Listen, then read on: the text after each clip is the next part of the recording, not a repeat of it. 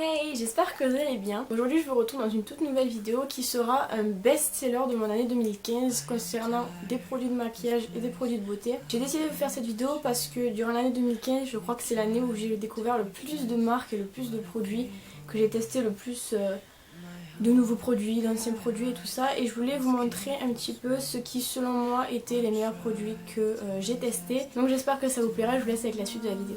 Donc je vais commencer par les produits. Ça c'est un produit que j'avais acheté en début de l'année dernière et que j'avais jamais testé. Je l'ai testé qu'à partir de novembre et j'ai trouvé ce produit juste génial. Je pense que je vais le racheter directement dès qu'il sera fini parce que selon moi c'est vraiment quelque chose qu'il faut avoir chez soi et qu'il faut tester une fois dans sa vie parce que c'est vraiment un produit super cool. C'est l'huile démaquillante à rincer de chez NYX Expert Peau Sensible. Et selon moi, le meilleur démaquillant pour le visage que j'ai testé de toute l'année, voire même de tout ce que j'ai testé confondu. Je ne vais pas l'utiliser parce que de base j'ai une peau qui est quand même très grasse et en fait j'avais peur que l'huile me graisse encore plus la peau, et au contraire, une fois que je me démaquille avec ça, ma peau est toute douce.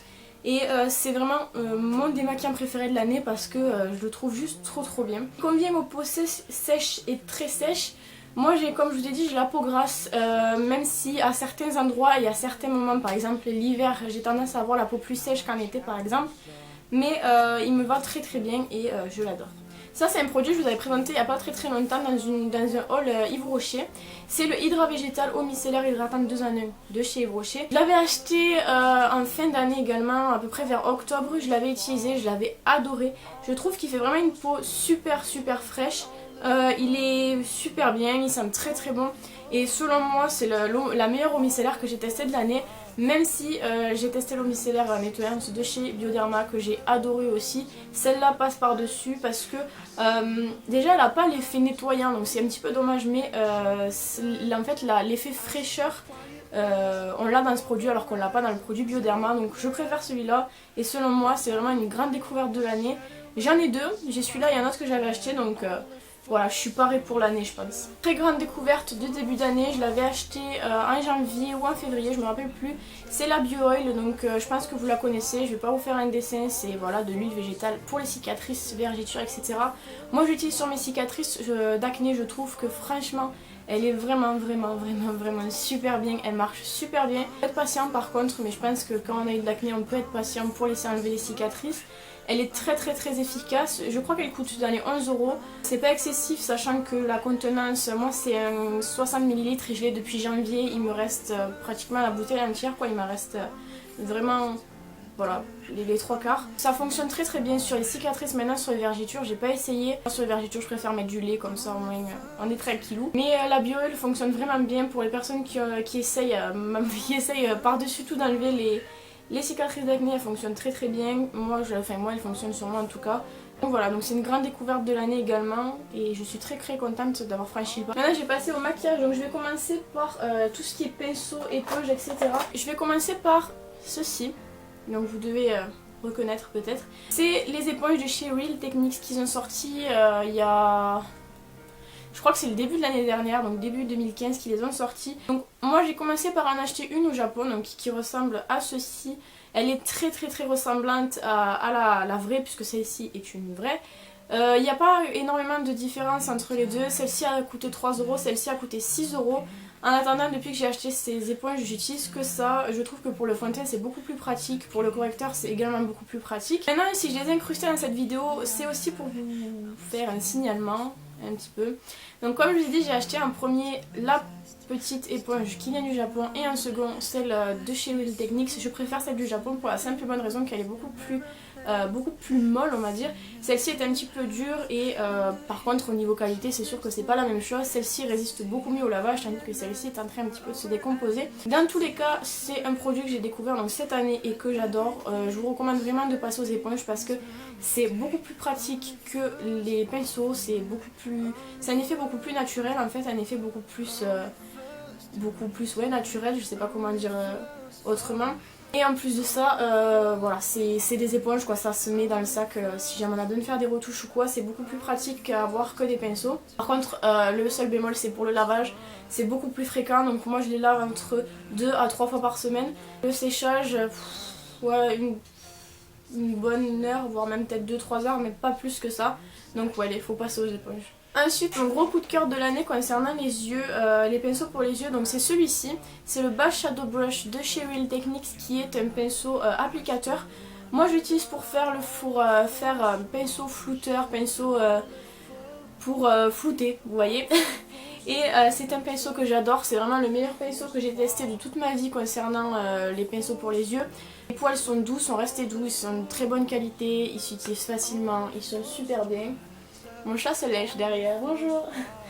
Et voilà, et donc du coup c'est le meilleur pinceau que j'ai trouvé de l'année et je pense que je vais rester sur celui-là parce que voilà, il est juste parfait. Ensuite je vais passer aux palettes, donc les palettes j'en ai beaucoup, mais j'aime beaucoup tester un petit peu toutes les palettes. Comme je vous ai dit dans plusieurs de mes vidéos, je suis accro aux couleurs nude, je porte tout le temps du nude et donc du coup ce qui fait que j'ai énormément de palettes nude.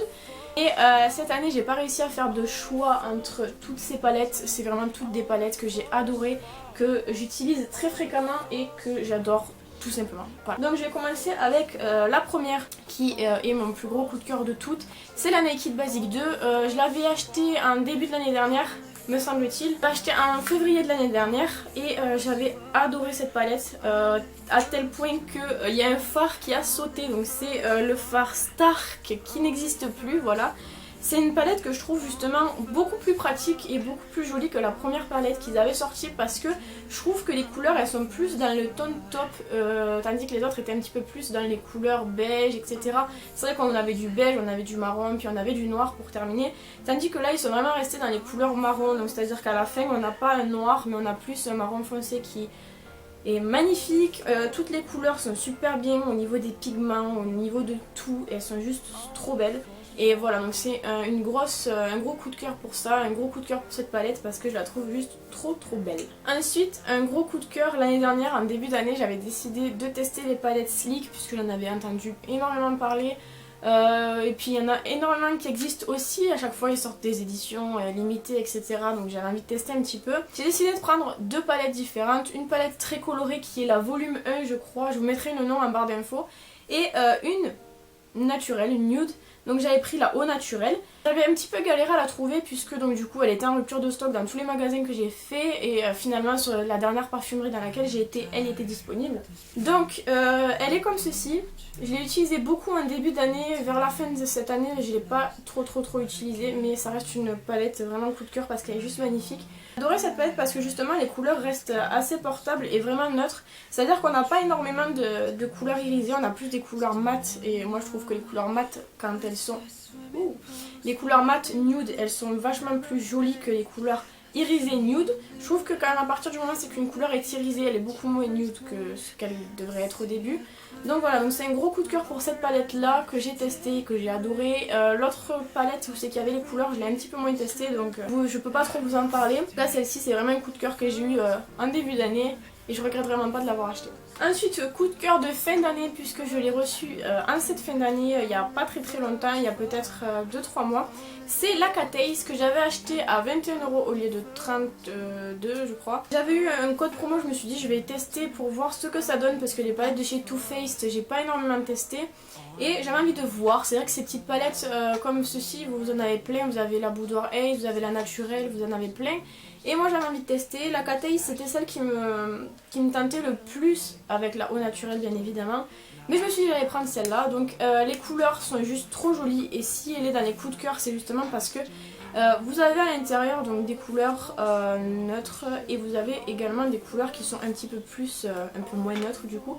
Mais avec cette palette vous pouvez vraiment faire n'importe quoi, c'est à dire que vous partez en voyage, vous avez envie de faire des maquillages aussi bien de jour naturels que de nuit, et bien vous pouvez les faire, c'est à dire qu'il y a tout. En fait, il y a tous les fards dont vous pourrez avoir besoin pour des vacances. Vous partez en vacances, vous n'avez pas envie de prendre 300 000 palettes, vous prenez celle-là et ça vous fait 2 semaines. Ça peut vous faire 2 semaines tranquillou avec un maquillage différent, pas tous les jours mais assez fréquent. Et donc voilà, donc c'est pour ça que ça a été un gros coup de cœur. Les couleurs sont juste magnifiques et j'adore vraiment cette palette. Donc coup de cœur de fin d'année et je regrette vraiment pas de l'avoir acheté. Pour continuer dans les palettes, donc ça c'est une palette qu'on m'a offert en début d'année également. J'étais vraiment super contente quand je l'ai vue parce qu'elle est vraiment magnifique. C'est une que j'avais énormément envie de tester encore une fois. J'ai vraiment pas été déçue, ça a été un coup de cœur pendant la moitié de l'année. Je l'utilise un petit peu moins fréquemment comme je vous ai dit parce que maintenant c'est vrai que j'ai la nouvelle palette enfin la palette que je viens de recevoir il n'y a pas très longtemps à Noël.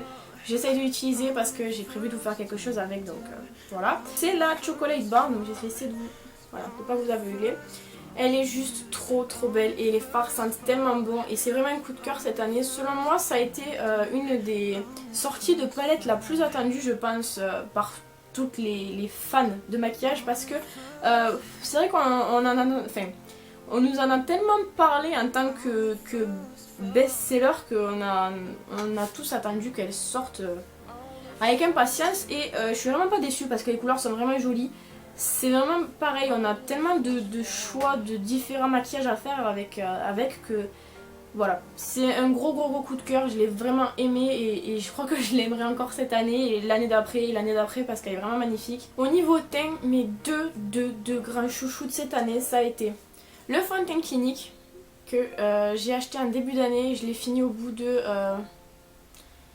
3 mois je crois, 4 mois même. Il coûte dans les 33 € je crois, c'est la première fois que je mettais autant d'argent dans un fond de teint. Le fond de teint était vraiment super cool. J'ai une peau acnéique de dingue.